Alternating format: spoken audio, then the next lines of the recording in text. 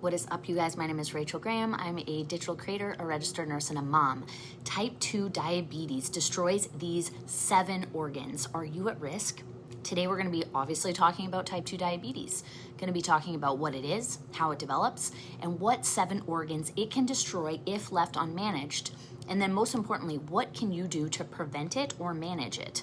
So, if you personally or somebody you love is dealing with high blood pressure, then listen up. You are in the right place. Really excited to talk about this one today because it's so common, you guys. So what is type 2 diabetes? So let's start back at the basics. So what it is, it's a chronic condition where your body doesn't use insulin properly. Insulin is a hormone and it's made by your pancreas. Its job is to help move sugar or glucose from your bloodstream into your cells, where your cells then use it for energy for your body.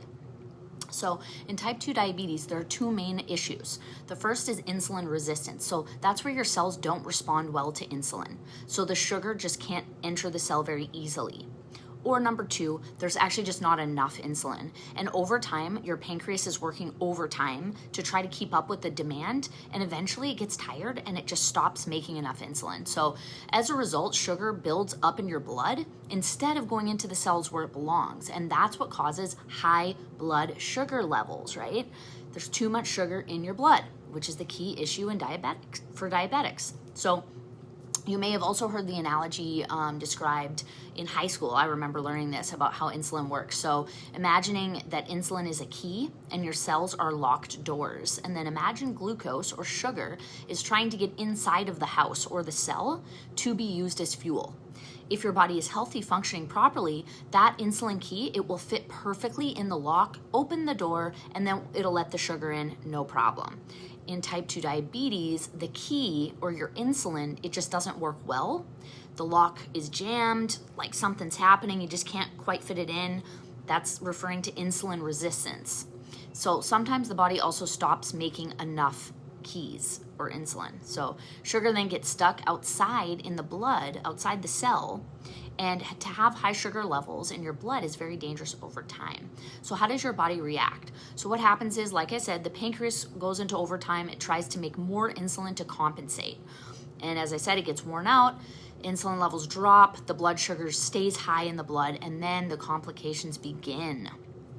So you might be thinking, okay, but there's 2 types, so what's the difference? So type 1 is usually genetic and it's diagnosed early in life. The pancreas just does not make insulin at all. So these people are dependent on insulin.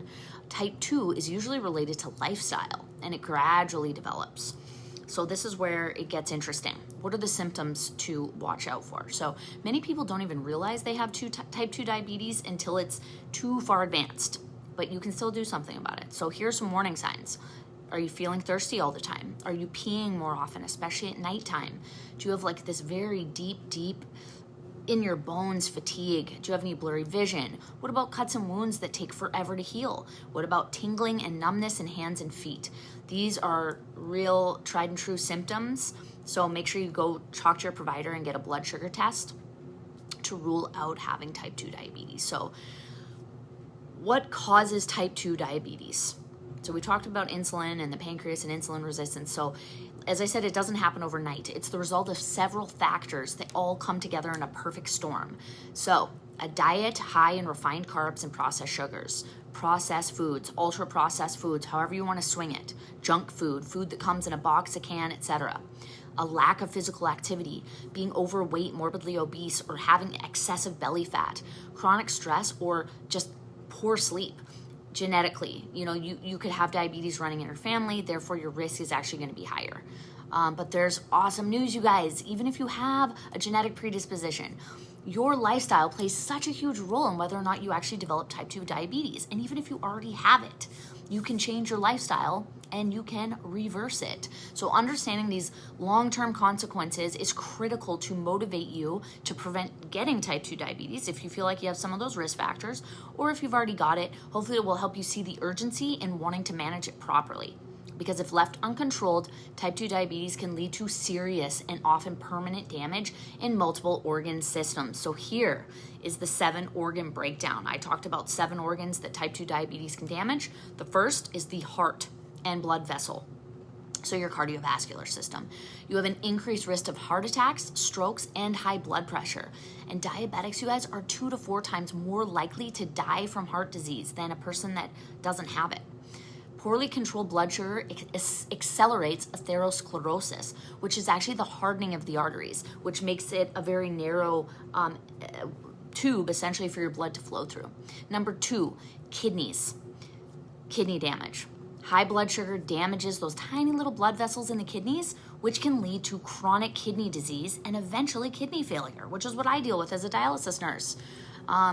So yeah, I mean, a lot of people, they end up on dialysis or with a kidney transplant because they're a type 2 diabetic. It's one of the top 2 reasons for dialysis. Number 3, nerves. So diabetic neuropathy, common symptoms, that's your tingling, numbness, burning, pain, especially in the hands and the feet. This can lead to balance problems, difficulty walking, foot ulcers, and it can result in amputations. This is way more common than you guys want to believe, for real. Number 4, your eyes. It damages your eyeballs. Diabetic retinopathy, that can cause blurry vision, what we refer to as floaters, partial or total blindness. This damage happens slowly over time due to leaking or blocked blood vessels in the retinas, and it increases the risk of glaucoma and cataracts. Number 5, we've got foot problems. Reduce circulation and nerve damage, make it super easy to get infections, you guys. A minor cut on your foot can turn into a serious ulcer that just will never heal. And in severe cases, it can lead to gangrene or amputation. As I said, this is way more common than you think. Number 6 is skin. Yes, skin is an organ, and extremities. So increased risk of infections. High blood sugar impairs the immune system. It leads to frequent urinary tract infections, skin infections, and yeast infections. And last but not least, number 7 is the brain. Cognitive decline and Alzheimer's. Oh my gosh, it increases the risk of dementia. And Alzheimer's disease, like, that's terrifying. Some researchers actually refer to Alzheimer's as type 3 diabetes due to its link with insulin resistance in the brain. So some other complications: sexual dysfunction in both men and women.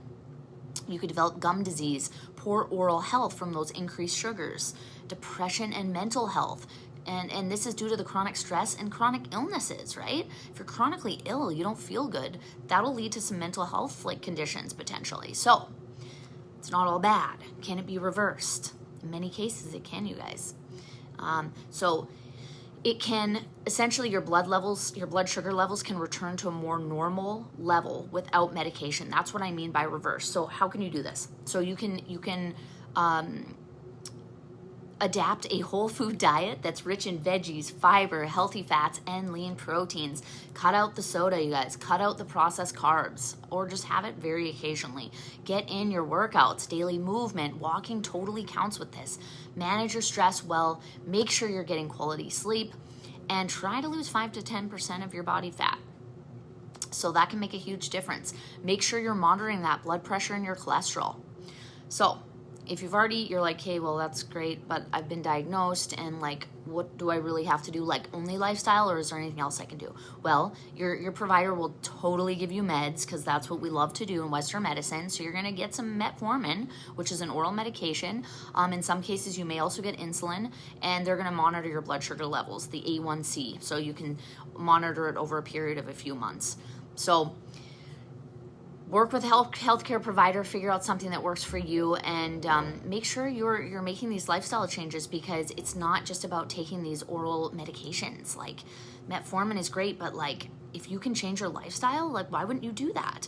It is so common to have type 2 diabetes. A lot of kids are getting type 2 diabetes now, but it's not an inevitable thing. These daily habits, they matter so much more than any like genetic disposition. You do have power over this. Like, if you have type 2 diabetes, like, don't feel discouraged. Just start small. Like, add in a little 10-minute walk after lunch. Like I said, get rid of the soda. Try just like a bubbly water, and start by like loading your plate with vegetables, and then you can get your proteins and some healthy carbs in there too, like sweet potatoes or quinoa. You don't need to do like a drastic lifestyle change all at once. Just do these small little steps. So if you like this video, you guys, like and subscribe, and I will see you in the next one. All right.